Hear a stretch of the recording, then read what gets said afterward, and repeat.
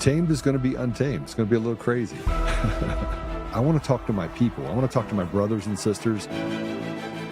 We can have grace and humility in how we interact with other people. Oh, hot dog, look at you. And nobody talked about what's really happening. And let's have conversations about what truth is.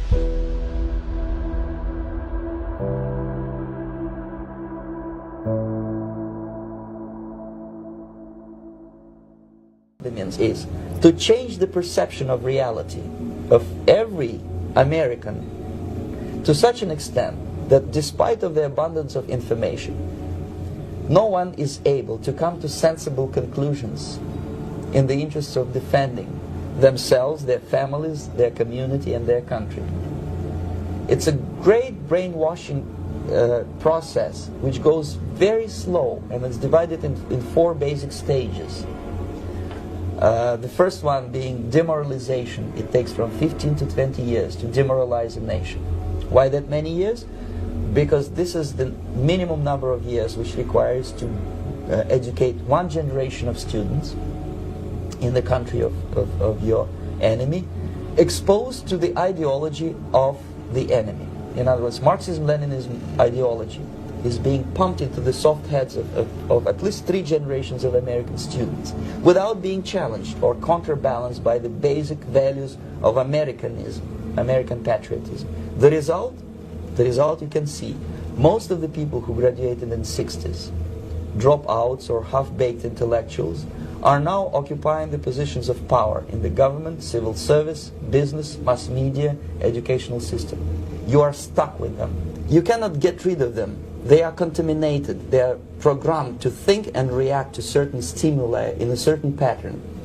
You cannot change their mind, even if you expose them to authentic... That we are unapologetic about our socialism. There are also other issues that we firmly believe in, whether it's BDS, right, or whether it's the end goal of ceasing the means of production, where we do not have the same level of support at this very moment. And what I want to say is that it is critical that in the way that we organize, in the way that we set up our work and our priorities, that we do not leave any one issue for the other, that we do not meet a moment and only look at what people are ready for.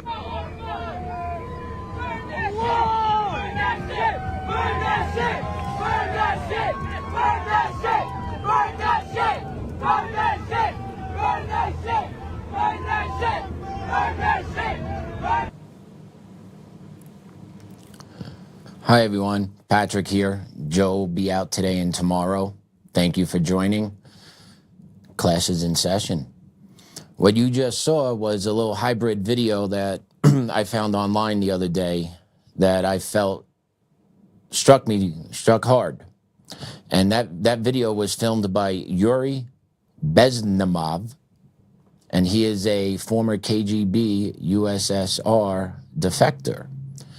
And there's a lot of his talks are out there. I'm going to be using some more as I go forward. And he discusses what it is and how we got to where we are. And he laid the foundation for this in 1980. Sorry about the typo. I will clean that up after the show. Sorry, everyone. But that is from 1980. So you're looking at something 46 years ago. And if you actually sit there, listen to his words, take a couple minutes, look around, and just think, can you not conclude we are there? Can you not conclude that that this has happened? Not that it's happening. It's happening, but it has been occurring for a very long time. And it is surfacing, or at least more Americans are aware of what the communists have done to us.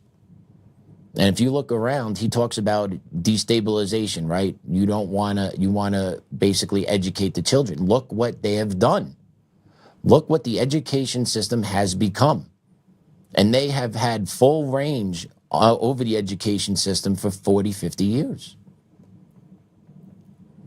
And look at the ideas that are being taught to our youth. Just look at it.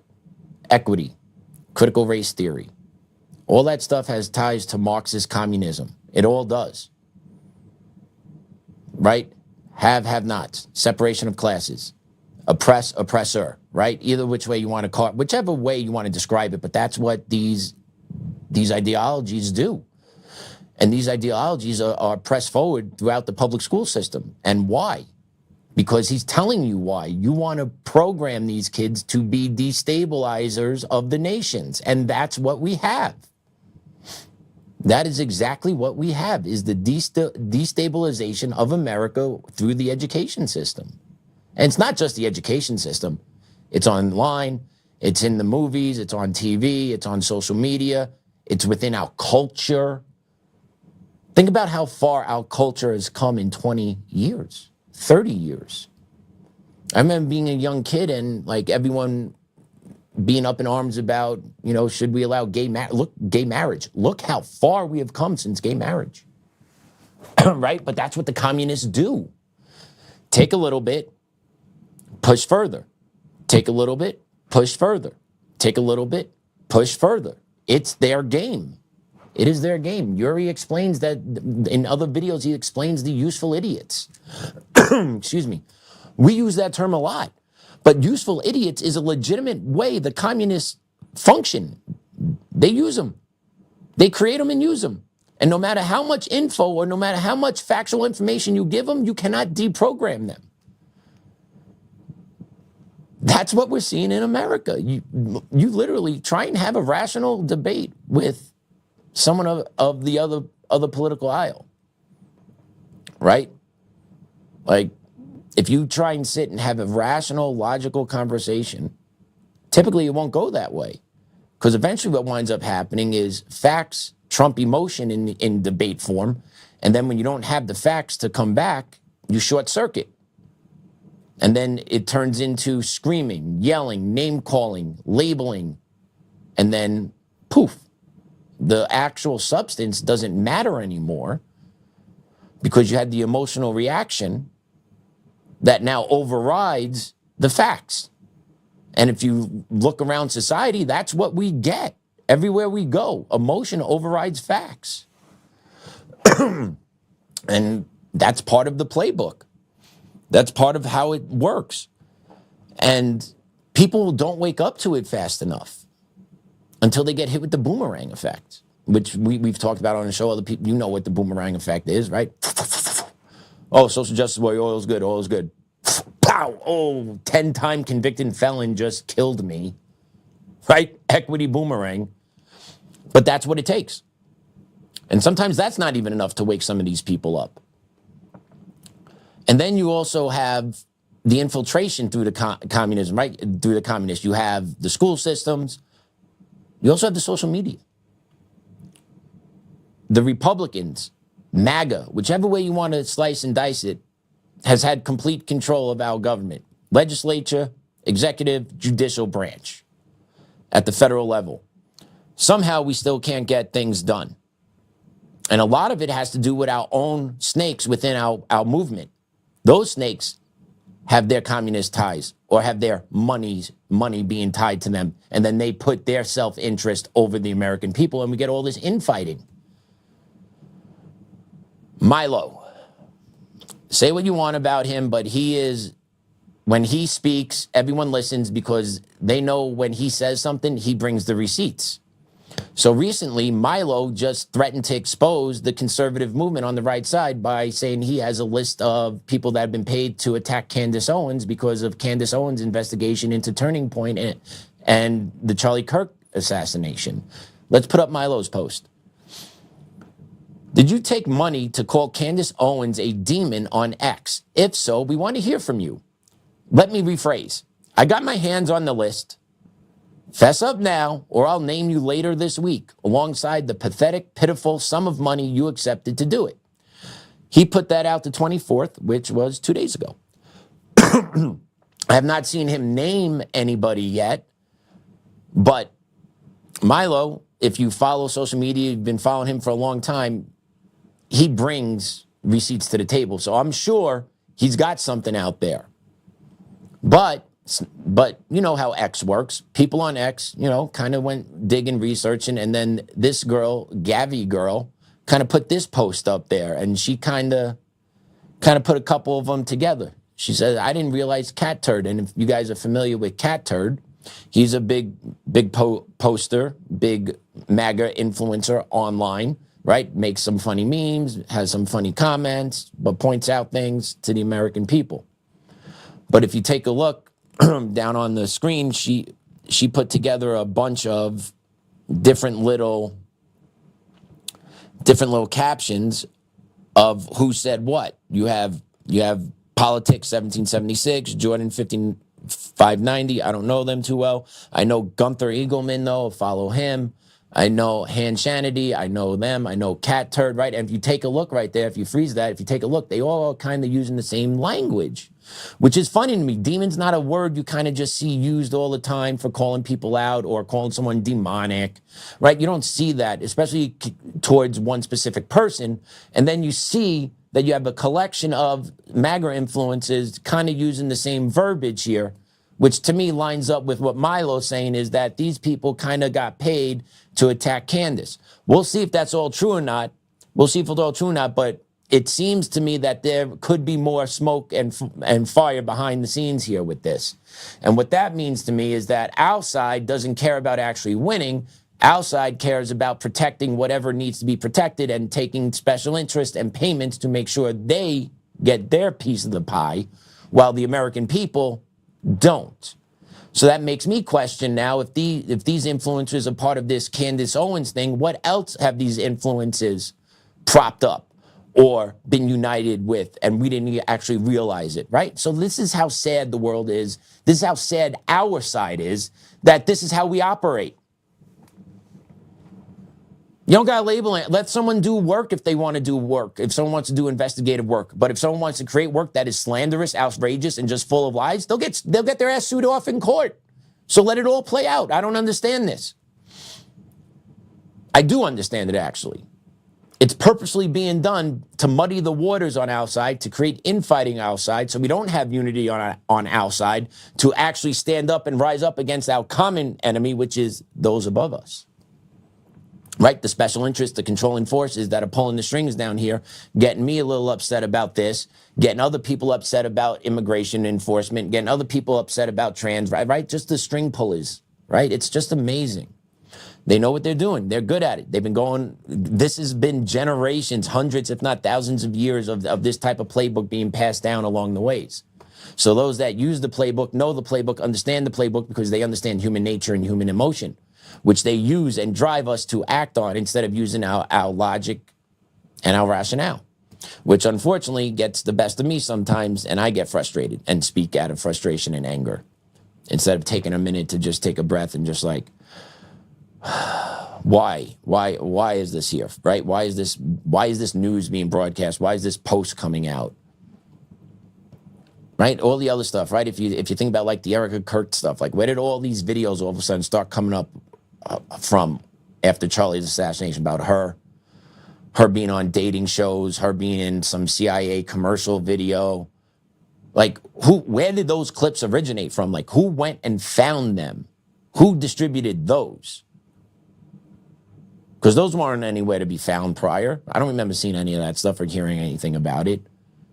So who did that digging? Who found it? Who distributed it, right? Where does all this stuff come from that magically appears online, right? Like what I've noticed is a lot of these influencers are trash. They don't have real stories. They're keyboard warriors that have been propped up because they have a connection. They may have saw something they shouldn't have seen, right? Like, honestly, how many of these real conservative podcasters are actually legitimate human beings with a good conscience that just do good work and have a real life history and story behind them? I don't think too many, if not any of them, do. You know, just go through that list on there. Like, what life did those people have before? Even Candace Owens, what did she do before? Modeling agency? Erica Kirk, what did she do? Miss Miss Arizona. Right? Other people online that get propped up. Benny Johnson, what did he do? Oh, he wrote for I believe the Daily Mail back in the day, but Milo threw shade on him a while ago. If you didn't hear about it, try and find that one. But yeah, these people really aren't real people, that don't have real stories, real lives, but somehow they are the ones that we go to or they're the ones that get propped up online to speak to everyone. Joe has a great message. Joe brings the facts every day. But Joe's voice doesn't get elevated. He's not part of the club. And I didn't know too much about Joe before I started working here, but me working here, I'm thoroughly impressed with the knowledge, the research.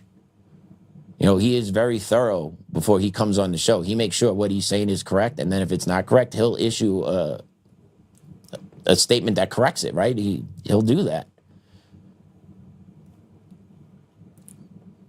But why? But why isn't this show being pushed up? Like, this show does a lot of good work. Like, the amount of information that gets disseminated on the show is absolutely insane. Way more, and it is better than pretty much anything out there that I've listened to. And I've listened to a lot of podcasts. You know, I got locked down during COVID when I didn't have to go to work. So I had some downtime and I listened to some podcasts. But yeah, just makes you think, question, like, why is Cat Turd big and bad and important? Who is he? Where did he come? What did he do? Right? But how did they work their way up? Ben Shapiro, where did he come from? We know where. Right? He got propped up. What life story does that guy have? What real world life experience does that guy have? You know, was he bagging groceries? Was he picking up dog poop when he was 12, 13, 14 years old to make 10, 15 bucks? Highly doubt it. Right? But these people get the golden mics. It's just frustrating. And then us regular people who are on the ground level that actually get impacted by the day-to-day policies, right? Like these billionaires, these social media people that are behind the keyboards, they don't get affected by policies. They don't get affected by equity in their job. They don't get fired for being a proud American. They actually can say they're a proud American and nothing happens to them. Right? And I'm sure they have the means to send their kids to different schools where the transgender and all that other stuff isn't being shoved down their kids' throats. So once again, what real life experience do a lot of these social media influencers can speak to? They can't. They can't. They have support staff. They don't have I doubt very few of them wake up in the morning, make breakfast for their kids, you know, make sure a wife or husband go to work. Right? I doubt all that happens. Because they don't have to do that stuff because they're not real people. But they represent outside, and now they unleash hell on outside because we can't just be honest about who's saying what and why.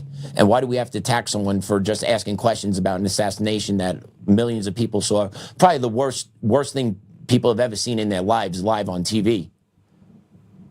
And someone's asking questions and trying to understand what happened that day. Why is she demonic? Why is she evil? And who cares if she's doing it? If it's all bogus, if it's all bullshit, if it's all nonsense, and she does all this work, it'll be exposed as bullshit being nonsense. That's it. This is America. People are allowed to have opinions. People are allowed to present their side of a story. Whether or not you agree with it or not, it doesn't matter. They have a right to do it. Now, the quality of that work will dictate how many people will look at that work and believe that work. And that's what we need in America, is just allow the natural process to play out. But we don't allow that natural process to play out. Instead, we need people from outside to take shots at each other, to create this big smoke screen, to create the disunity, to create the chaos, so that we all can't cohesively be uniformed around a single idea of moving this country and this political party forward. Because there's chaos everywhere. And instead of getting mad at the person that is asking the questions, maybe your anger should be directed at other people that know about it. And those questions should be asked of them, not calling the person that's trying to actually uncover information about an assassination that we're not getting any information about. But let's call her demonic. Just let her do her thing. It's not that hard. And we'll see what the evidence produces, see what her work is, right? That's what America is. If you have good quality work and it's verifiable, it is what it is. We got to stop this garbage on our side because it doesn't help anybody. But once again, it's either willful ignorance or I'm lining my own pocket, self-interest, right? Instead of just being let the truth play out. No. Let's not let the truth. Let's not invest. No. I need to get paid here. I need to make mine, and how I make mine is to cause this here. And that's outside in a nutshell. Meanwhile, the left, they're unified. They're organized. They don't do this nonsense infighting. If you actually infight with them, they get rid of you. That's how they roll, right? On my train or get the F out of the way. That's Commie 101 land. That's why they're unified so much, because they know how it works. They just know what to do. So yeah. So outside gets fractured by the misinformation, disinformation, lack of unity, lack of honesty, the willful ignorance, the willing to sell outside out for making a couple bucks because, hey, that's what I got to do. Instead of, hey, just let this play out. I'm not involved in it. Why does it matter? My name's not attached to Candace Owens' report if it's shit. What does it matter if a report shit? What if a report's lies? That has nothing to do with me. I'm not a reflection on that because I'm not tied to it. I don't understand why these other influencers just don't think that way. Because they don't want to think that way because they're not being paid to think that way. That's all. It's all self-interest. Self-interest and special interest have stomped over and stomped out the American people. And then we got to fight the social battles every day. Let's just play this video and we'll go into it after. Let's play cut 4. Wow. Kyle, you want to sit on my shoulder? Oh my gosh, you're so tall. You want to sit on my shoulder? Wow. No. Kyle, look at all your balloons. You love it? Do you love it? Come on, let's go look in here. Wow. What a berry wonderland. Look at this place. Look at this. So beautiful. Look. Aunt Courtney is so talented. Kyle, do you want to sit on your throne? Ready? This has your name on it. Okay, ready? Sit right here. Sit right here. Here's your ball. Ball. Dylan, here's your ball. Distract him. No, put it in his hand. Well, they're bouncing. Ball. Kyle. Okay, ready? Let her take a picture or a video. Ready? Dylan. Those are two, whatever you want to call them, celebrating their child's first birthday party. That is not real. Okay, that is real, unfortunately. But this is where we are in 2026 in America, right? The cultural slide, the cultural decay, what has become normal, take an inch every so often. That shit's like a mile, right? Like, talking about, in my lifetime, I remember arguments going around about gay marriages to this. That's a mighty big swing. That's a mighty big swing, but that's how it originally started. And now you even have the Gays Against Groomers branch off, right? We had Rich Guggenheim on here a week or two ago. He's one of the leaders of the Gays Against Groomers because that movement went too far. But that's what the communists do. They take those movements and they keep pushing until someone like Rich, who is rational, is like, yo, this is crazy. And now he's fighting against that. Right? Like there was a separation of a movement because of how far the communists take it. Right? Civil rights evolved into BLM. And that movement is still, I think, going on. I don't know. Like, I've heard it, but I think some of them went to jail for fraud. Like, I'm not totally sure. I think it's still around. But, yeah. The communists take the movements further and further and further. And with BLM, what'd you get? You get the tearing down of the statues, the forcing of white people to take knees, right? The projection of trying to create a new cultural norm. And that's what the communists do. They create these new cultural norms all over the place. Even though they don't realize it, right? These two are the useful idiots. And by the way, what type of parent does this? Okay, they're parading around their surrogate, whatever it was. I don't know which one is the actual like DNA connection to that child. I don't believe both of them can be at the same time. I don't know, though.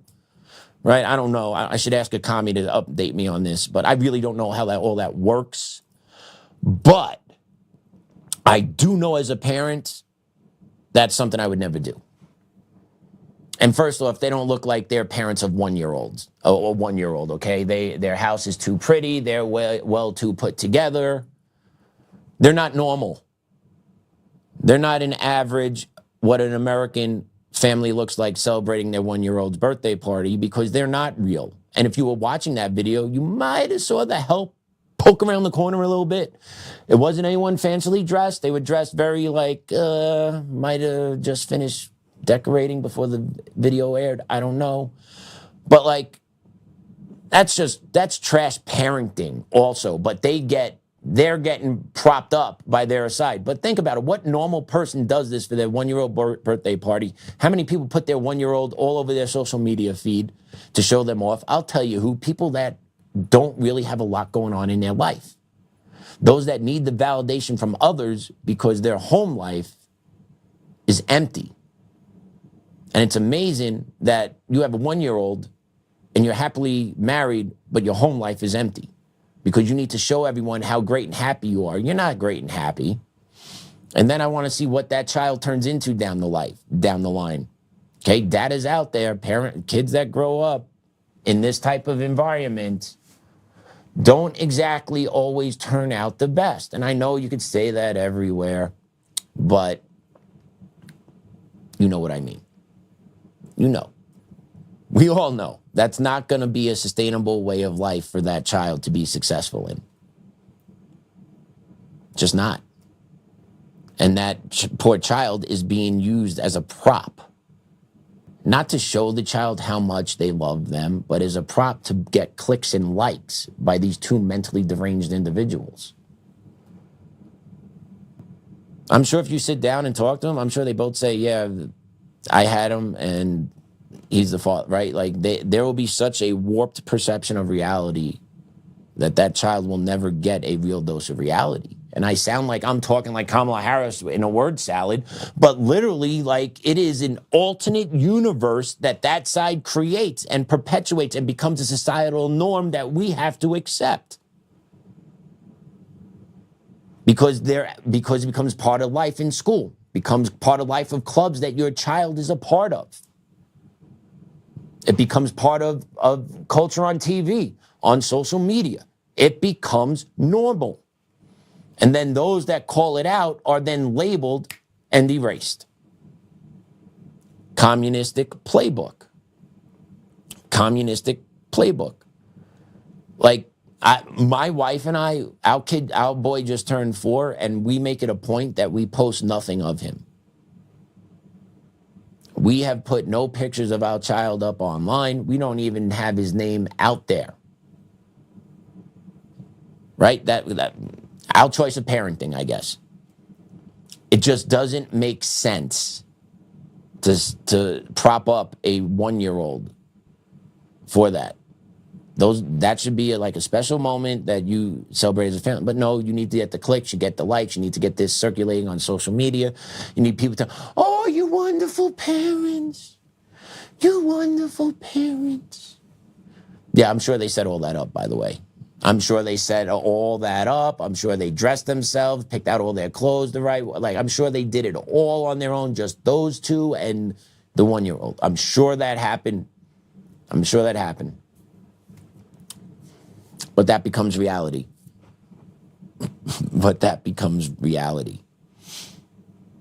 Absolutely amazing. Absolutely amazing. Gotta love it.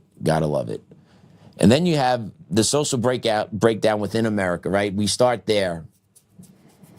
And then you get boys going into girls' bathrooms. You get boys going into girls' athletics. You get LGBTQ clubs in schools. You get all this going on with our young generation. But there's adults that behave this way too. You get grown-ass men going into women's locker rooms, whacking it in a stall. We played that a couple months ago here. Just whacking it under the stall. You get men stripping down naked in women's locker rooms at workout facilities so that they could legally expose themselves to females. Culturally becoming the norm. Women are the ones that are being violated by this. But one guy, I'm going to give this guy credit. He actually called out the trans community to their face. And I want you to listen to this and then try and figure out the argument. B1. I just wondering, are trans people being killed? You guys look alive. You're distinctly different from preborn children. You're not being killed. Cute. You're really cute. Well, thank you. You know how I work on it. that sounds? What's that? You know how moronic that question sounds? That you guys are advocating for trans rights while you're alive and freely walking around, flaunting your perversion everywhere you go. Oh, flaunting my perversion, huh? Yes. Oh. No one is killing you. Oh. It's fake justice. Yeah. And tell me where the counter argument is. There is no counter argument because the gentleman is right. What trans rights are being taken away? You're free, you're breathing, you're walking around. You cannot go into a women's restroom if you're a man. You cannot play women's sports if you're a man. Doesn't seem out of line. And if you remember, FDNY, someone that trains the FDNY from the EMS in New York City, self-proclaimed says 40% of transgenders either hurt or successfully commit suicide. So why do we continuously allow that type of percentage to dominate our way of life that are mentally ill? Right? Like if you think about it, gender affirming care is basically the only mental health disorder that we actually push forward, that we affirm. It's the only mental disorder we affirm. Schizophrenia, get help. Bipolar, get help. Suicidal, get help. Eating disorder, get help. Transgender, double down all in, baby. It makes 0 sense. Okay, if someone has suicidal ideation, you don't give them a knife and say, here you go. If a young lady or a young man has an eating disorder, you don't lock them in a room with cold cuts and sandwiches and a garbage can. You get that person help. This is the only group that we refuse to call out and refuse to actually help them. We actually empower them and actually allow them to overtake our young women and to overtake our women in society. We do that. This is the only mental health disorder that we actually affirm, and then it comes back and steps on us. It's the only one. It's a social ill. It's a mental disorder. If you've been around, especially if you're in middle school or high school, if you've been around the community of students that identify as trans, you realize that it's pocketed. That one friend does it, then another one kind of does it, and then it become a little group, and then eventually a couple of them fade away because it's a fad. And then the ones that are truly thinking they're trans, it's a mental disease that is being actually affirmed into them to make it worse. That's why 40% of them either self-harm or kill themselves. But yet we still got to deal with people like, and then his response, just look at him. He has no actual logical response in that debate, that gentleman does. Right? He's got the wide eyes, he's got the loud voice, but he really has no substance to anything. So the trans rights that they're actually fighting for is to actually violate women's spaces. That's trans rights in a nutshell, to violate women's spaces. And that's what people that are fighting for the trans community want. They want to fight to invade women. Where are we as men? Where are we as a society to stomp it down? Where is it on the federal level to root this out on congressional legislation, national legislation? Same thing with CRT.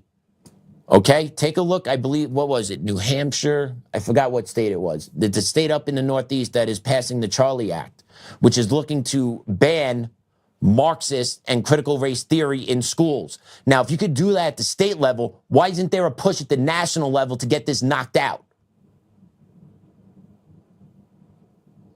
Willful ignorance,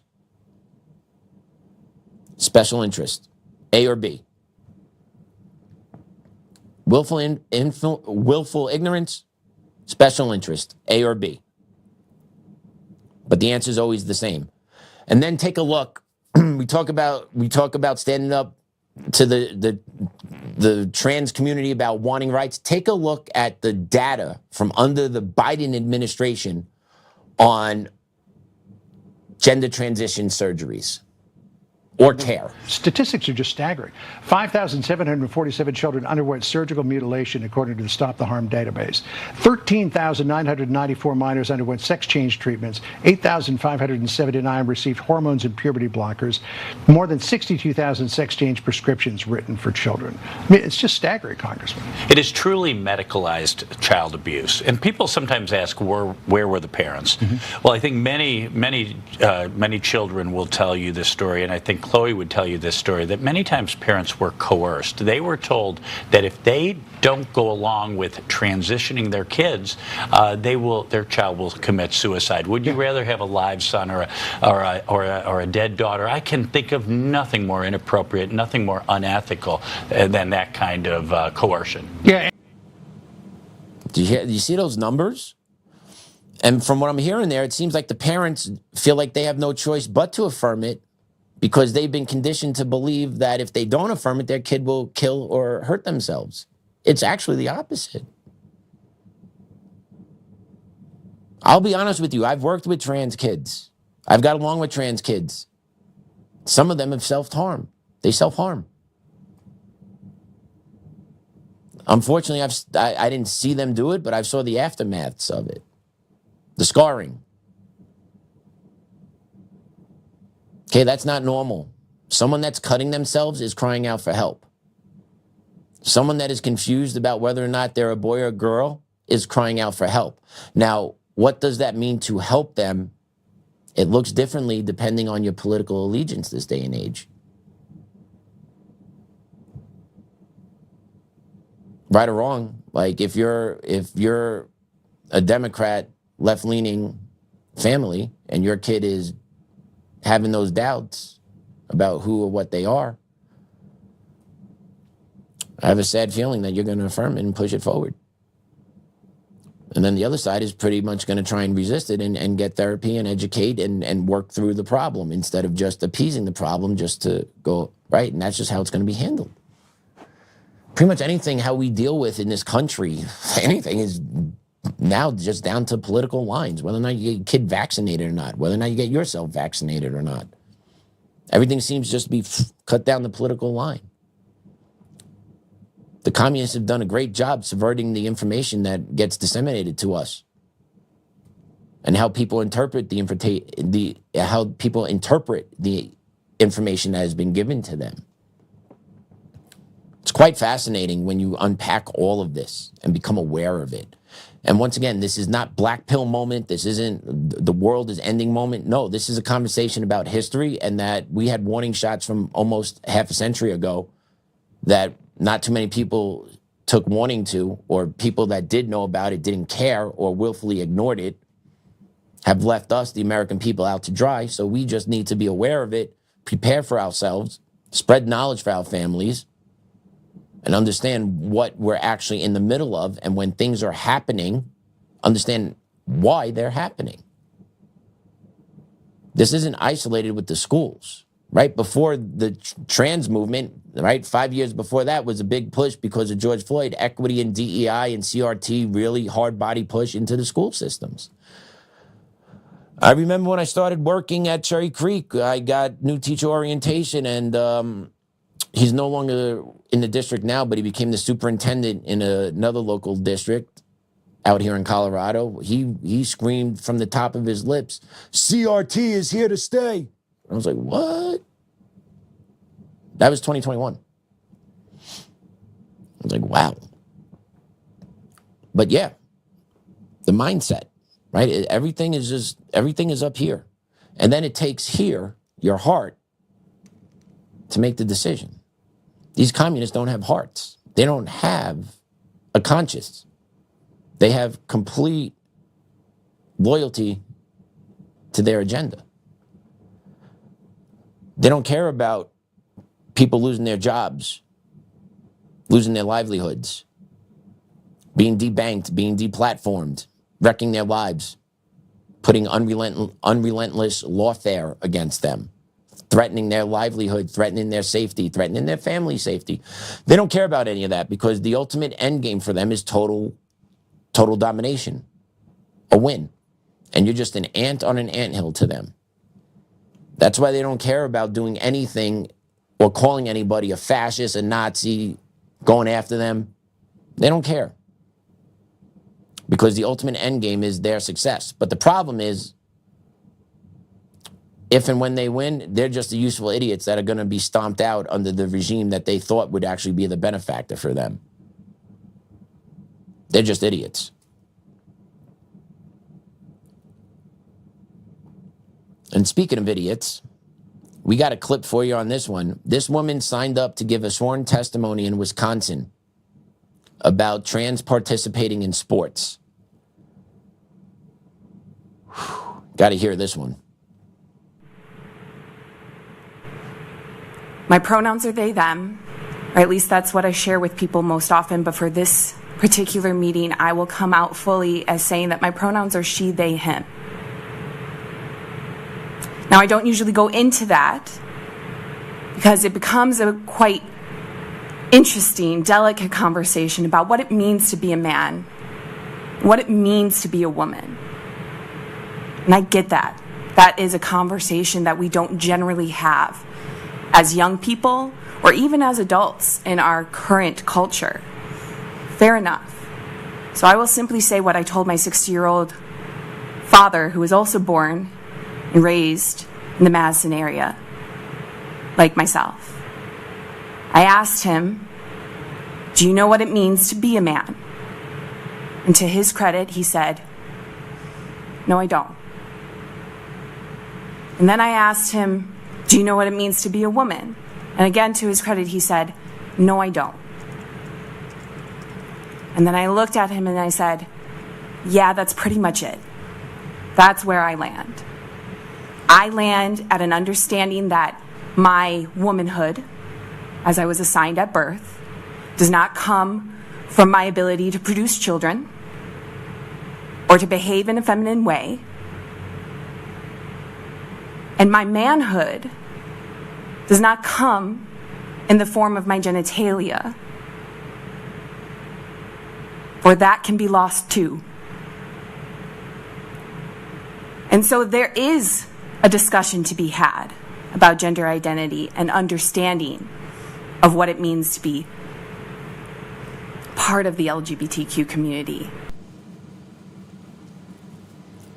How about her father was just tired? She probably lives at home on the couch with about 5 cats, and he's just tired. He's probably had the conversation with her 1,000 times, and he is just given up. Let's be real. Because you can't have conversations with irrational, illogical communists. And if you look at her, the eyes tell you everything, right? The saying's true. The eyes tell you everything. She was bug-eyed in there, right? So something's not right behind the scenes. And also, let's be honest, my pronouns are she, they, him. I don't know how that works. I don't know how that works. She, they, him. Do you sit when you pee down? Yes or no? Okay. Do you have anything that's swinging between your legs? Yes or no? Okay. Oh, that too can be removed. Okay. Just interesting language these people use. They operate in the most extreme cases as the what ifs, the one-offs, and yet those what ifs and one-offs dominate our daily conversations and our daily way of life in the name of inclusivity. That's right. In the name of you have to accept me for where I am and what do I identify as. So why don't we have the ability to self-identify as a 67-year-old, full retiree, full benefits package of a member of Congress? Why can't we do that? Just saying. It will make my mental health a hell of a lot better if I could just say, hey, you know, I served some time in Congress. You guys put me through a whole lot of bullshit. Felt like I was in there with you. I self-identify. I want my retirement package. Why is that ludicrous? If that could be a she, they, him, why can't I do that? Simple question. I'm sure a lot of Americans would opt that type of identification status, self-identify. You could identify as an American citizen, identify as a legal immigrant, identify as a 65-year-old retirement package, right? Who gets the best deal? Who gets the best deal out of those three? Who gets the best deal? Not the American, tell you that much. Who funds the deal for all three? The American. I would like to self-identify as, let's see, I don't want to be Mitch McConnell because I don't want to have to shit my pants and get my diaper changed by my handler. So who do I want to self-identify as in there? Oh, my God. I don't. I'll just self-identify as a rep from Colorado. That's it. Count it. Count it. Speaking of reps from Colorado, this happened in the Colorado State House recently. Mad respect to Colorado Rep Ken DeGraaf. Let's play this clip. All right. Any questions for the sponsors of the bill? Rep DeGraaf. Thank you, Mr. Chair. Okay. Rep DeGraaf, if you ask questions, please refer to me as Chair or Madam Chair. So let me explain to you what happened right there. Colorado Rep Ken DeGraaf called fellow Rep Brianna Titone a man pretending to be a woman as Mr. So he had to correct the record there. You have to refer to me as Mr. So-and-so or Mr. Chair, right? Like, no, you're a female. Did you see that? Did you see that picture? He didn't like being called a mister, even though he's a mister, clearly. So the reason why I say good for you, Rep DeGraaf, I hope you do this shit again. If you do, and because we got laws out here now in Colorado, right? We got anti-discrimination laws out here in Colorado, right? This is the communist push right here. Changing language. Notice how much our language has changed over the last 10 years. Look at what words are acceptable to use. Look how you have to address people. Where I was from, how I grew up, you called someone what they were, end of story. And if they didn't like it, and they told you to knock it off and you didn't, you know what you did after? You fought. And then whoever won the fight, that's who you got called. So I think these two should duke it out in a boxing match. I think we should pay-per-view, live stream it, fundraise it for the illegals out here in Colorado to get them shipped out by ICE. Let's do a little fundraiser for it. And let's stream these two. Let them box it out. Let them box it out. Because that's how you really handled it back in the day. You kept calling somebody something they didn't like being called. Eventually you took enough of it. And if you were tough enough, you stood up and you stood up for yourself and you fought back. Well, this day and age, no, we can't do that, right? We can't hurt anyone's feelings. So we got to go to lawfare. So out here in Colorado, we have Colorado's anti-discrimination laws, amended by House Bill 25-1312, the Kelly Loving Act, signed May of 25. So, treat intentional, persistent misgendering or dead naming as potential evidence of discrimination in certain cases. So I wonder if Rep DeGraaf keeps calling, I'm assuming his name was Brian before he changed it to Brianna. I should have Googled that before we came on. Sorry, everyone. Busy day today. I should have Googled that. But I'm pretty sure it would probably be Brian or a man first name. So if Colorado Rep DeGraaf keeps saying this to him, I wonder if Colorado Rep would be subjected to this law now. So would this be considered workplace discrimination, hostile work environment? Maybe. It could happen in public places. You can't, in public accommodations, refusing to use a person's chosen name or how they choose to be addressed can be evidence of discrimination. Penalties for proven discrimination are civil, up to $3,500 per violation or more for repeat offenses. This is out here in Colorado. So I wonder how many times Rep DeGraaf can call this thing a man before this thing slaps him with some type of lawsuit, or subpoena. I don't know. Just wondering, because you know that's going to come. Because my feelings are hurt. My feelings are hurt. Yeah, my daughter doesn't like seeing men in bathrooms, but that's okay. That's all good. But your feelings are hurt. You're a 6'1" masculine guy, but your feelings are hurt because I called you a man and you want to be known as a girl. Right? Like, this is what goes on. And we have continuously bent the knee to it. And then you have communist states like Colorado that pass this type of legislation to make sure you cannot offend somebody with your free speech. Welcome to Colorado. Welcome to Colorado. We have free speech out here.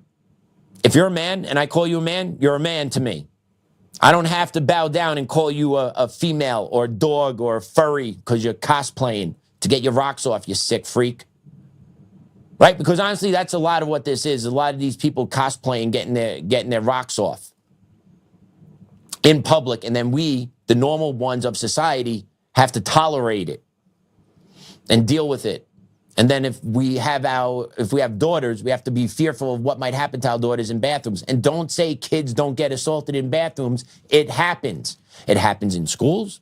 It happens in malls. It happens all over the place because you allow people with mental health issues to freely have access to our most vulnerable population. And we're not supposed to bat an eye about it because this is supposed to be normal. Nope, it's not supposed to be normal. It's being made normal by the communists in charge. And that's the shit that's got to stop. That's the stuff that needs to put an end to it. And you know, we played that video, it's 50 years old, and he said then, 50 years ago, the cat's out of the bag. So he's probably right. He's probably right. But we still have to stand up. We still, as Americans, we need to be aware, and we need to push this back as far back as we can, if not root it out. And being real, right? As us, as everyday Joes, we cannot make the massive arrest changes at the top. But we can prepare our families and our communities for what's coming and prepare, most importantly, our kids. Because our kids are the ones that are going to be left in the world that we had a chance to defend and we didn't. Or they're going to be left in a world that we didn't prepare them for because we chose not to. I'm not going to be that father. And I hope if you're listening and you got kids, you're not going to be that father either. You need to have your kids mentally prepared and physically prepared. Mentally prepared, physically prepared. And I'll add a third one in as well, spiritually prepared. You need to give them good guidance, good moral groundwork, because the communists don't have morals. And it's easy to corrupt people when they don't have morals or the good footing. So you need to make sure you arm your kid across the board, because we are in a spiritual, cultural, educational war. And it is for the battle of our kids. That's why they keep going after our kids.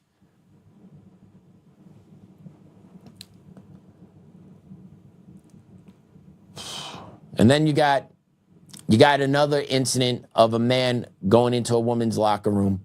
I want to play this clip for you because this is how egregious it is, but yet how normal it is, and how the cops actually treat this thing with more respect than the person that felt victimized. Play it. Yep, there he goes, women's locker room. There's the man going in the women's locker room. Hope there's no one undressing in there. Hope there's no naked women in there. Since there's a man in the, why isn't anyone warning the women? What? So, Paul, if you're a female, why do you use the men's restroom sometimes and the women's restroom sometimes? Please stay away from it, please. Yes, politely, like I said. You hear that at the end, the police officer goes, he asked politely, like I said. Do you believe that? You see that video? That thing walks into a female bathroom, into a male bathroom. He's a switch hitter, depending on what day of the week he wakes up. That's not normal. Okay? And that type of behavior should not be tolerated in any place of business, especially a gym where women are going into the locker room after a workout or before a workout. They're changing, stripping out, showering, changing out, right? Like, they are vulnerable and there to be seen. Like, that creep should not have access to that space. But more and more people like that get access to these spaces. And then what happens? Our women have to retreat from the spaces they should be safe in. It takes away their rights. And the communists argue, well, their rights are more, right? Because I've had these arguments with a legit communist in my education life. Like, Like one of my former, straight up communists swear by it like 100%. The argument is like that person has civil rights too. So the argument is like what's good, what's benefit for the most, who benefits most from it, doesn't mean it's true. That one person's equal rights need to supersede that large group's equal rights to make sure they are seen and heard. Communism. Undoing the societal norms. And these are norms that have been established for hundreds of thousands of years. Humans have been around for a long time. And if we all were transgender, we wouldn't make it this far. If we were all gay, we wouldn't have made it this far. There was a natural selection that occurred. A breakdown of sexes, male and female, so that this species can procreate.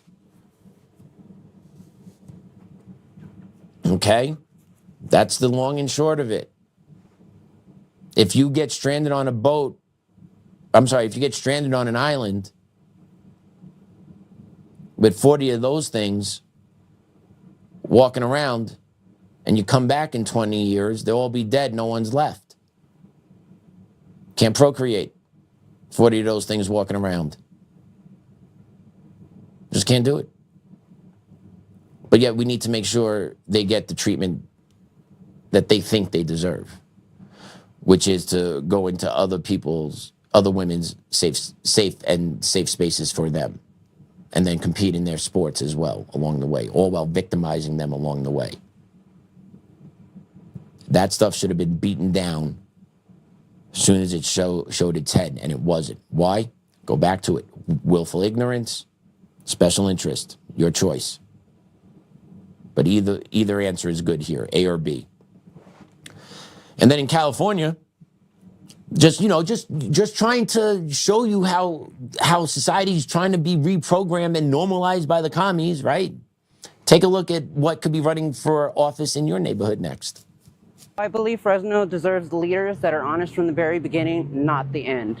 So going into this, I am putting my life out there. Up front about his status as a registered sex offender, Rene Campos is not running from his past as he runs for office. I've been given the chance to rehabilitate through the courts and back into the system. Charged with being in possession of child sex abuse material back in 2018, the Fresno native says he pled no contest to a misdemeanor charge. Now launching his campaign to represent District 7 on the Fresno City Council. He says his focus is on safety. So I say, let's choose somebody outside the box, somebody who knows the system from inside out. Because I've experienced the laws that we are trying to reform right now. Fresno County Clerk and Registrar of Voters James Coos says state law does not prevent a registered sex offender from running for office. Once you leave prison, you're on probation, you actually are allowed in California to reapply and become a registered voter again, which would then make you eligible to be able to run as long as you are living in the proper jurisdiction. That dude can't go into a school, but he can run for public office. Make that make sense. And then he wants to change legislation. He didn't say what, but I just can't. I would love to hear it. Can't imagine what laws he's looking to change. You could be a registered sex offender and be a state representative and then collect state taxpayer dollars as a salary. How much you want to bet the left lifts this guy up and he'll get elected? Because that's what they do. Anything to make the system worse and worse for us and benefit them, they're on board for. He actually pled a no contest to possession of child sexual abuse material. What does that mean? What do you think that means? Not a good person. A normal person doesn't get caught with this charge. Okay? Normal person does not get caught with that charge. But yet can run for office. That's California. Another communist state, which, by the way, is broke. I don't know how else to put it. Broke spiritually, financially, socially, morally. It's just bankrupt out there. Sorry for anyone if you're in California and listening.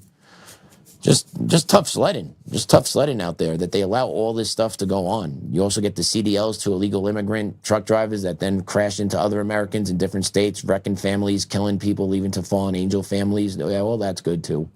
Colorado, the same.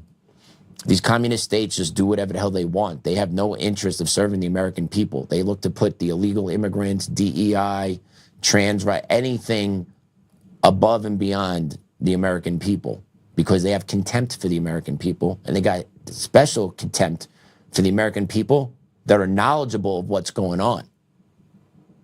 Because then we spread the truth out there, and then that hurts their cause, so they want to boomerang back. Right? It's a never-ending game. It's a never-ending cycle, and it's just what we're in the middle of. Because special interest or willful ignorance continuously dominate us. Right? A lot of these problems can be solved like that overnight. Really can. The elections, trans stuff in schools, CRT, all this stuff can be solved pretty much overnight. But it doesn't seem to get done. It doesn't seem to get done. And a lot of it has to do from our political leaders, either at the local, state, or federal level, whichever way, right? And then who are those people working for and with, and who's on their staff? The long game, the infiltration, right? The education of a couple of generations of Americans. Those people then rise to power. Yeah. And you got another wave of Marxists coming behind this wave of Marxists. And you got to listen to these next two clips. You're going to listen to Democrat Alex Padilla talk about how Republicans are rigging elections. How could Republicans rig elections if they want voter ID, no mail-in ballots? How are you rigging? Let's play it. And Secretary Noem said the quiet part out loud when she was in Arizona last week. This administration only wants, quote, the right people to vote. Their record is so bad, their only chance of staying in power this November is to rig the November elections, and we're going to stand up to it. Yeah, one of the very few policy proposals he endorsed was indeed this so-called SAVE Act for that. So yeah, I'm not going to deny that the Republican numbers are in the toilet. Yeah, their approval rating is shit. I don't blame anybody. I'm not happy with them either. But to say the Republicans are trying to rig the elections because they want voter ID and no mail-in ballots, that really doesn't make a lot of sense. It seems like that we're trying to take away the ability for the Democrats to have fraud in there. And when he's talking about, Kristi Noem says the right people to vote, you mean legal American citizens. Those are the right people that can vote. Am I wrong? Let me know if I'm wrong. So yeah, when we're trying to eliminate the fraud and all the stealing of the American voice through certain legislation, that's one of them. There's more work that needs to get done, but that's one of them. But that's the dog whistle that the Democrats put out to their side. And then their media groups pick up on it, their social media influencers pick up on it and become, ooh, that's a new talking point. It's like a new toy. It's a new toy for the left. It's a new toy for the commies. The Republicans are the ones that are actually rigging the elections, not us. Whoa, new toy. Gotta spread that. Whoa. Yeah, we're trying to rig it. We're trying to make it somewhat honest. Trying to give ourselves a fair chance. That's all. Just give ourselves a fair chance. That's all. But our party better get their ass in gear and get some policies lined up, because we've got nothing to hang our hat on. We have nothing. We have deportations. We have no major legislative victories. What he passes, one big, beautiful bill. How's that benefiting us right now? We need more victories. We need legislation outlawing CRT and Marxist teaching in the school systems. We need to classify transgenderism as gender dysphoria and treat it accordingly. We need to start making moves on these action items, sir. And Congress, we need to also make action items on our elections. It's just not the SAVE Act. It's a lot deeper than that.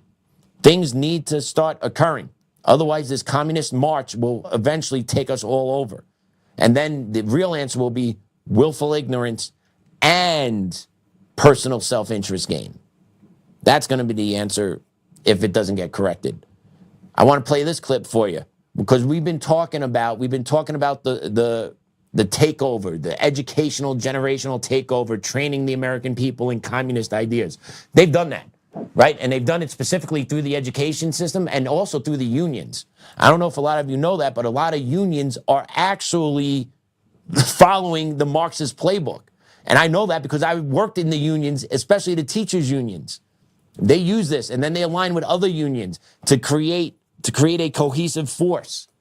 But take a listen to this out of Romulus, Michigan. This socialist talks about what ICE facilities are like. Go ahead. We have children being held in concentration camps, and we have to end this as a society. And it's not just a Dem or Republican. This is a human rights problem, and we have to stand up for each other. So we are an hour away. Where is the Baldwin Center? That is Baldwin, Michigan. It is called the North Lake North Lake. We call it the North Lake concentration camp, and that is what the second largest concentration camp in the United States right now. Now they want to open up a 500-bed detention center here in Romulus, in the next middle, to the airport. Right? How convenient? How absolutely convenient to disappear human beings. We need a general strike. The billionaires have to go. They need to be taxed at an insane amount when they hit a certain amount because nobody needs $1 billion. So she has two different points there. No one needs $1 billion. Well, who says who? Would you say no to $1 billion there? I seriously doubt she would, but she doesn't have the skill, the knowledge, the drive, the competency to probably build a $1 billion company or a $1 billion idea.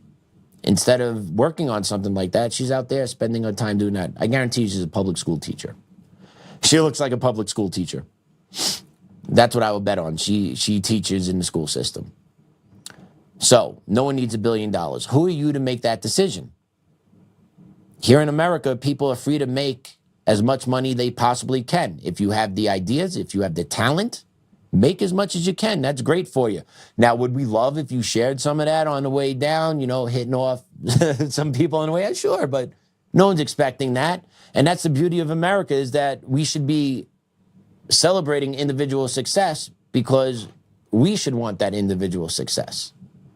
But that's not the case because communism teaches collectivism. And that's a part of the communist movement, right? Is the collectivism thought, the shared wealth, the taking away from those that are rich, the haves, right? The class warfare that the communists always want to push. And we're playing these clips because I'm trying to paint a story here about the language and how it just gets picked up and how society is being pushed in different directions, right? It's all getting tied together, going back to that first clip we played to tie this together on a bow for us today. She's a product of the education system. She's a product of being indoctrinated, and she's in her 40s. And now she's indoctrinating the youth below her. So think about how much more extreme that youth is coming up. That's what I'm trying to get all of us to see and understand. This next wave that's coming, the next 20-something-year-olds, and then the next teenagers that will be the 20-year-olds in 10 years, they will be more extreme because the people that are teaching them are more extreme. The communist push is real, and these people don't even realize they're communists. And then she's a moron on top of it. She's calling this concentration camps, detention facilities, or concentration camps. I wonder if she knows what a concentration camp was. And I don't want to get into the whole thing with that. I really don't. But we know what we all believe, or what the narrative of what she definitely believes what a concentration camp is. So she definitely believes a concentration camp is a place where people are being sent right now to be gassed and killed. That's what she thinks. Because that's what, in her mind, the concentration camp was. That's what she's comparing to Nazi Germany, 1930s, 40s, right? That's where her mind is. Meanwhile, DHS is building these facilities to hold people before they can get them on planes to ship them out because they got to go. And if there's minors that are caught up in there, it is what it is at this point. Criminal illegal aliens have to go. And newsflash, minors can be criminal illegal aliens too. I actually had to work with some of them at my first high school dean job out here in Colorado. I had illegal alien kids in my building that were legitimately criminals. They would have warrants out by Aurora PD. They rarely came to school. They were busy doing other things. But juveniles can have warrants and commit criminal acts that can cause them to be deported, just so we're all clear on that. I want to make sure everyone understands that. 100% the young bucks can commit crimes, and unfortunately they do. Just watch social media. A lot of crimes today are committed by at-risk youth, under 18 years old. Just the truth. So yeah, you have that being pushed. You have this educational push, right? You've seen the products of it, and now we got the younger generation coming up. So we have a Illinois congressional candidate. She's in her 20s, and you got to hear what she's calling for. She's just a candidate right now. She's not elected, she's running, but listen to her part of her platform. Abolish and prosecute ICE. We need to repeal the Patriot Act. We need to lift refugee caps, and we need to offer complete amnesty and citizenship to any immigrant here who has not committed a violent crime. Additionally, we need trials. There is no moving forward without justice. Stern words for Greg Bovino aren't enough. Body cameras aren't enough. We need people willing to put everything on the line, not when it's politically convenient, and not have their hands in their pockets. So yeah, she's saying, which will soon become all the talking point for the left in the upcoming midterms and then the presidential: abolish ICE, arrest them, lift refugee caps, give amnesty and citizenship for millions of illegals. That's the playbook. That is the more extreme version that we just had in the Biden White House, right? So the next cycle's up and coming. You think AOC is going to say no to that? You think Mamdani is going to say no to that? They're like, oh, that sounds good. Let's do it. And then you do away with ICE and you open the borders and you give amnesty. You have the takeover of America, which is what they want. They're not hiding it. They're pushing it. And it goes back to the first video. It goes back to the video. This is the long game being played through. And they're not telling you everything. And they may not get everything this next time through. But they're going to push as hard as they can for as long as they can until they get a pause. And then they'll hit a pause, and then they'll push again until they get uprooted, right? You have to get these people out of their positions of power. You need to get them arrested if they are doing illegal activities with funding, defrauding through NGOs, and follow the money, follow the money, follow the money. That's all you got to do, because this stuff is well funded. It's organized. We've reported some of it on B with our B series as well. Right? So it's there. It's out there. It can be tied together. But this is the next wave that's coming. They're more and more extreme. They never dial it back. Right? Do you think the Democrats are ever going to go back to we need to have secure borders? Let me ask you that. Are they ever going to say we are not going to allow illegal entry into this country? No, they're never going to go back on that stuff. That stuff's conquered already. They won that, right? They're never going to revert back. The march through, the communist playbook. And as long as we continuously have our education system in the secondary level and at the college level being ran by naked communists themselves, a lot of things aren't going to change, because you're going to get the same production in society. You're going to see the same stuff, the same shock troops going to get constantly pushed out. And this is what Yuri was talking about at the beginning of that video.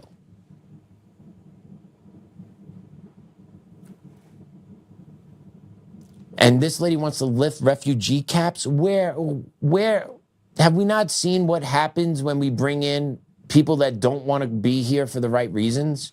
Have we not learned this yet? Have we not learned the economic cost that that happens? Have we not learned the societal costs? Have we not seen what happens in Europe when they do this stuff? Europe is a hot mess. I just saw a video out of Ireland the other day where it looks like they got their own little IRA group up and going again, saying they're going to recapture the land because they're tired of seeing what's going on in their countries. They have become a minority in their country. Their women are being victimized by third world migrants in Ireland. That's happening. That's happened here. Americans have been killed by illegal immigrants. American girls and women have been raped and murdered by illegal immigrants.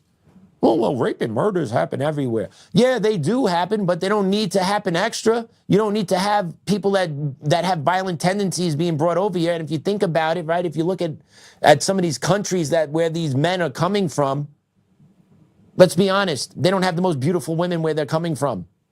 And the way the women are dressed, they're not dressed to impress either. So then you get brought over here and we have beautiful women of all different shapes, sizes, colors, creeds, ages walking around here in America. And these people don't know how to act. Some of them act on impulse. And then we have catastrophic events that occur. We have rapes and murders occur because they cannot control themselves, because they're not used to being in an environment like we have here in America. Assimilation is a real thing. If you want to come to a country, you need to be prepared to assimilate to that country. Okay, the country doesn't need to change for you, but that's what America has wound up doing. We have changed to conform to everyone from around the world instead of standing up and promoting our own American culture, our own American values, border, language, culture, our American values. We have given those up now, and we have allowed our country to change to third world migrants to make them feel more welcomed here. And they do feel welcomed here. You believe that? They are welcomed and they feel it because they get free stuff. They get home care. They get medical. They get money. They get what they came here for. Whether or not they actually love this country doesn't matter. They got what they needed. They got what they wanted. And then what are they producing here in America? More babies? The next Einstein? What are they producing here? Lift refugee caps. Are you out of your mind? Look what has occurred here in America when we imported from the third world starting in the 1960s. America was 90% white, I believe, in the 1950s. It is now somewhere around 60%, I believe. And people say, that's great, that's great. Okay. So why is America in such a tough spot then today also, right? It's the white male again? Right? The arguments don't logically line up or make sense.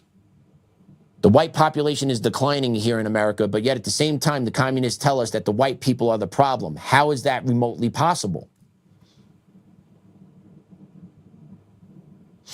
It's not. We welcomed people in. We got taken advantage of. That's the reality. And then you have people that come to this country when, I believe it was in, I got to do more research, guys. Sorry, I wasn't prepared to go on this tangent today. But I'll do more research. But when we opened up and we started to take in third world refugees, because there was a criteria before to immigrate into America, like that was actually, we had criteria that you had to abide by before coming into this country. We had standards, basically. We had standards. Those standards were done away with in the 50s, I believe. And fast forward 70 years, you're telling me this country is better now than it was in the 1950s? Are we safer now? Do you feel safer now? I believe people are more concerned about the safety of their families now than they were in the 50s and 60s.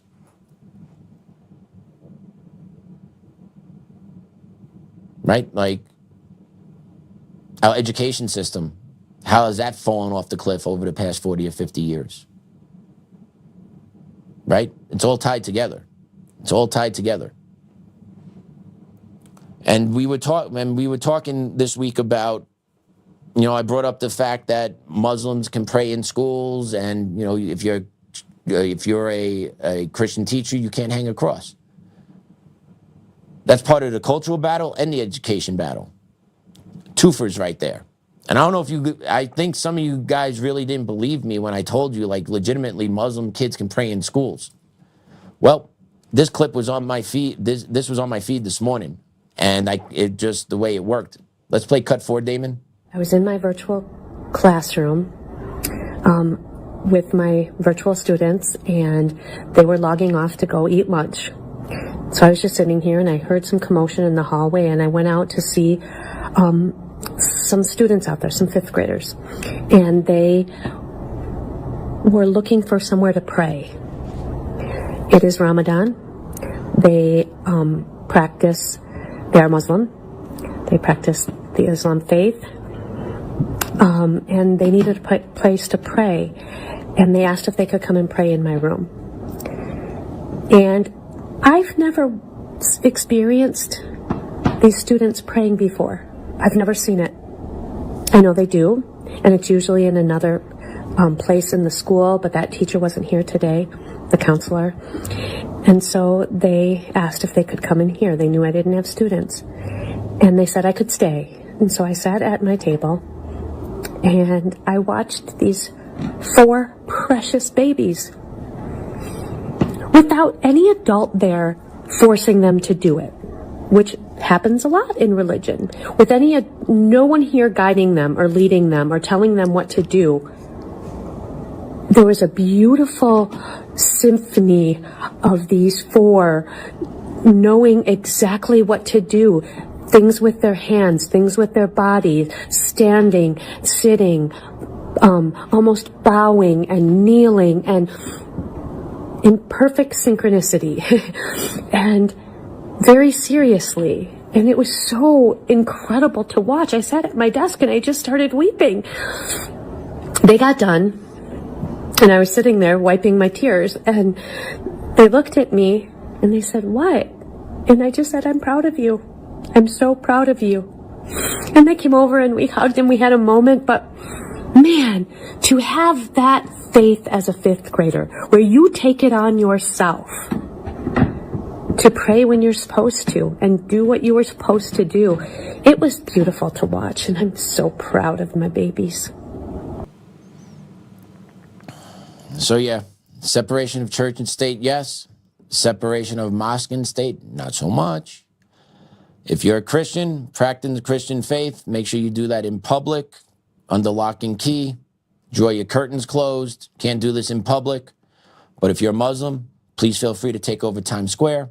Please feel free to take over our classrooms. Here we are. Please come in, come in. Oh, class? No, no, no. You don't need to go to class. Please, prayer room, this way.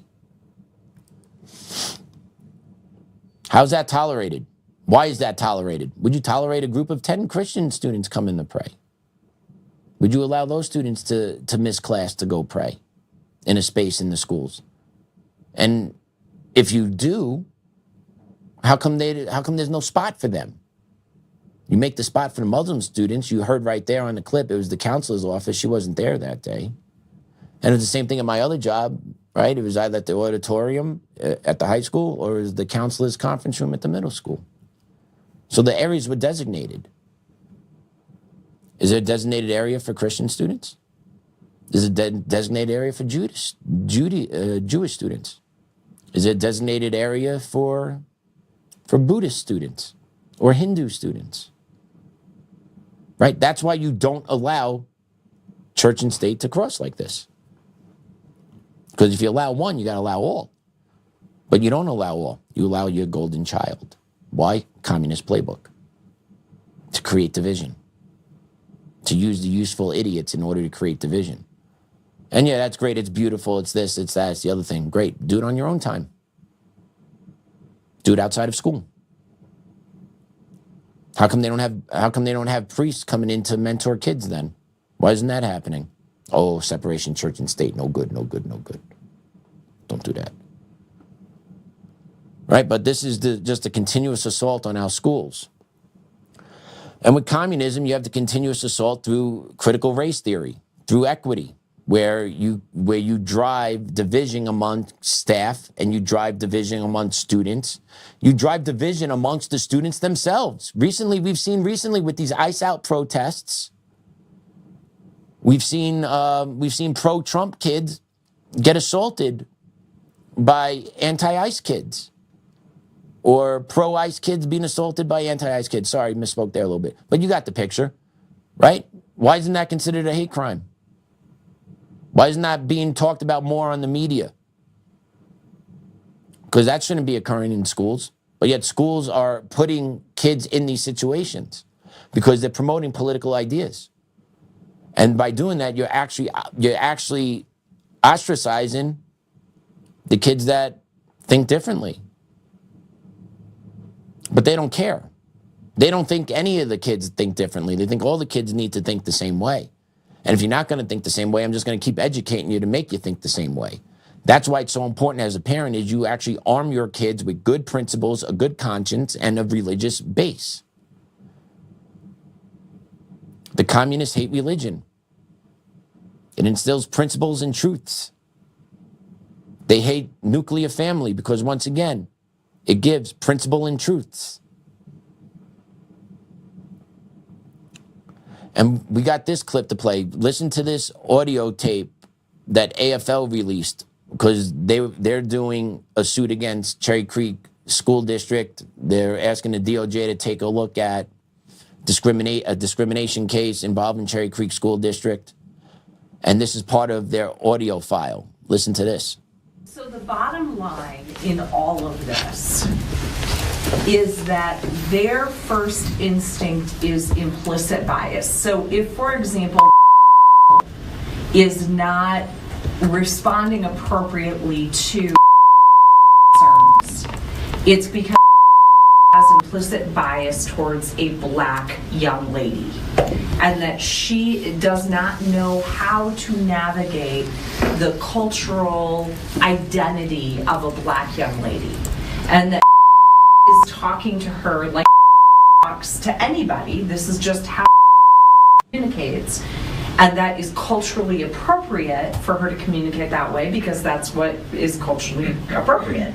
And that what is happening is that the whiteness that is present in our building is looking at that in a punitive way. That we are not. Is this a fair way? You're on point.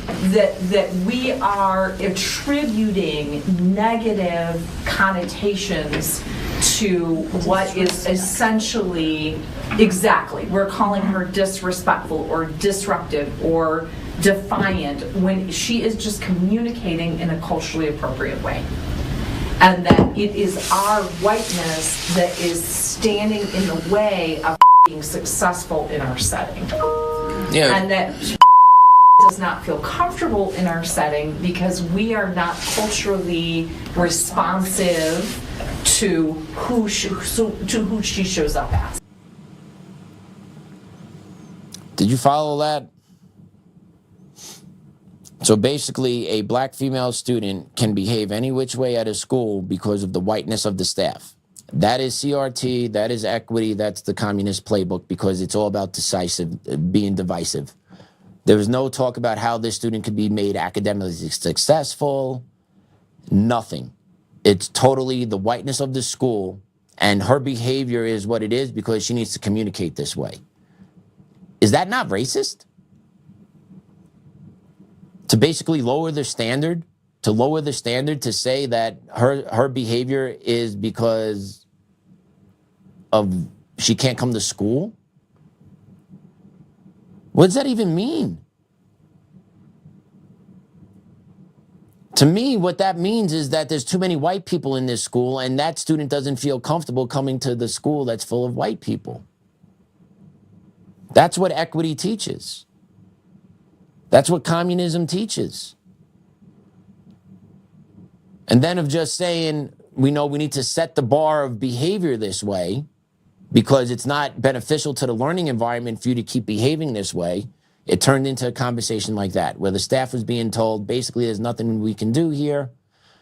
Where the whiteness of our school is causing these problems. So there's never any solution. There's never a solution. And that's what the communists do. They create chaos. And this goes on in education systems. And I guarantee if you know any educators, have them pull up this episode and listen to this. And I bet you they've heard these conversations somewhere before or been a part of it because it happens all over the place. You have different levels of consequences in schools based on race. Different levels of behavior are tolerated based on race in schools, specifically schools that follow equity and critical race theory, which are communist linked. It's all tied together. It's all tied together. The more you know. the more you have to understand. And yet the ones that are in that room right there, 90% of them are the useful idiots because they don't know what's actually going on. The one that's doing the talking in there is probably the biggest useful idiot of them all. So yeah. Whew. What a show today. What a show. Top down. I thought it was a really good show. I hope you guys learned something. I hope the content resonated with you. I know it did for me. I hope, and this is therapy for me, to be honest with you. It's helpful for me to talk, and it's a hell of a lot cheaper than actually going to therapy. So I appreciate you tuning in, the ones that tuned in today. I appreciate you. I will be back tomorrow. Joe will be off, but Joe will be back Monday. Okay, Joe will be back Monday. I'm not trying to sandbag anybody, just trying to give you the heads up. You got Pat for one more day. Hopefully I'll put together another good show for you. Hopefully you enjoyed this one. Hopefully you learn it. Like, share it, spread the word, spread the info. Band together. That's what we got to do here. And with that, I'll pray us out. In the name of the Father, Son, Holy Spirit, amen. Dear Lord, thank you for an opportunity today to sit and share and spread the good word. Thank you, Lord, for my loving family, the ability to see them in the morning and see them at night before we all go to bed. Thank you for the ability to work with a great team here at Untamed Nation to spread the word and do your work here on earth, God. We need more allies. Dear Lord, please open up people's eyes, ears, and hearts to the message and to the awakening, because we need to band together here. Dear Lord, please give us the strength to carry on. Give us the wisdom to make good choices. And give us the persistence to see this through.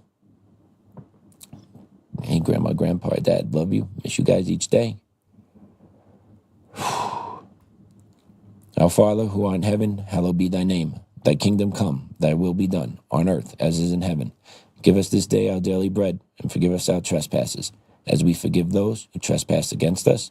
But trespass against us and deliver us from temptation. Our Father who art in heaven, hallowed be thy name. Thy kingdom come, thy will be done, on earth as it is in heaven.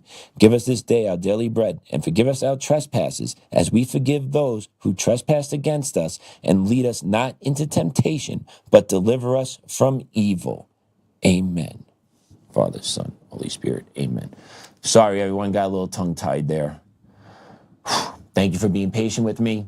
Thank you for tuning in. I'll see all of you tomorrow. Class dismissed. Rising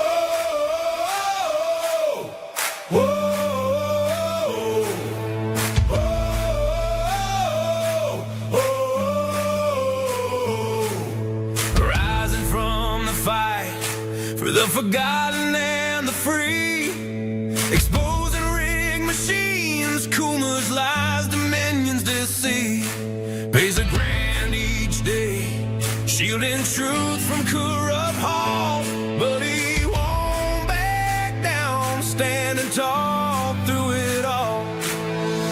Argentina Peters break the chains that bind her tight, hand count votes and one day bring the fraud to light. No more mailing scams, no machines to steal the night. Restore the people's voice, make Colorado right.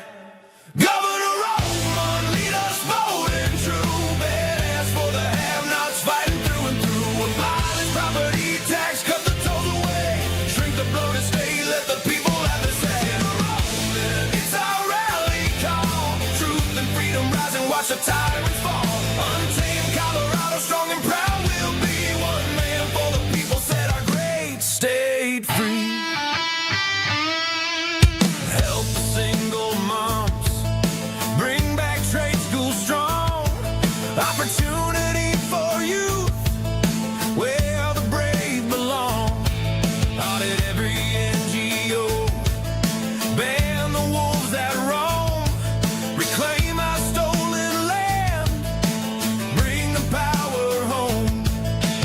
Eric Kuma's fraud, dominions, rig design, expose the stolen votes, cross a dangerous line. No more victimhood, no chains on you and me. He's running for governor for real liberty. Smash the fraud machine, pardon heroes, jail for the have-nots, rising truth will never fail. One warrior defies the corrupt elite.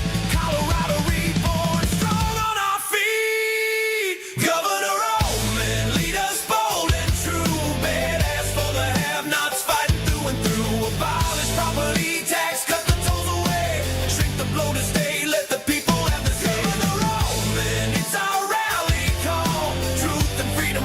watch the tyrants fall. Untamed Colorado, strong and proud, we'll be one man for the people, set our great state free.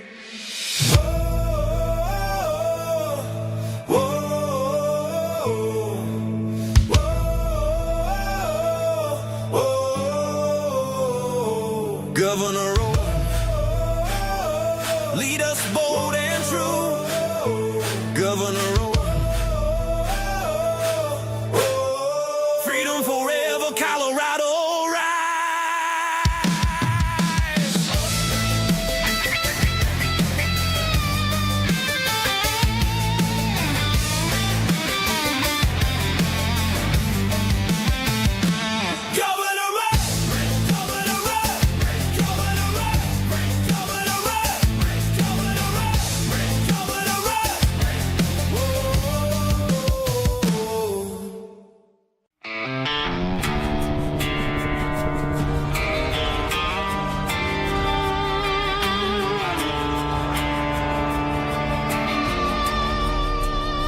rise up untamed.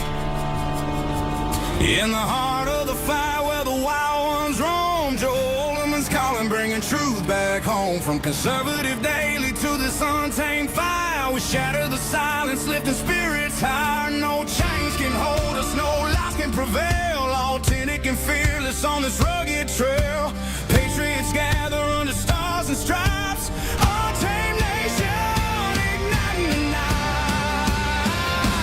Untamed nation, let the truth roll out in this land of the free. Standing proud from sea to shining sea, we won't back down. Catch the fire, wear the crown. Untamed nation, it's our battle song, motivating hearts where the brave belong. Yeah, untamed and wild, forever strong. Play it again all night long.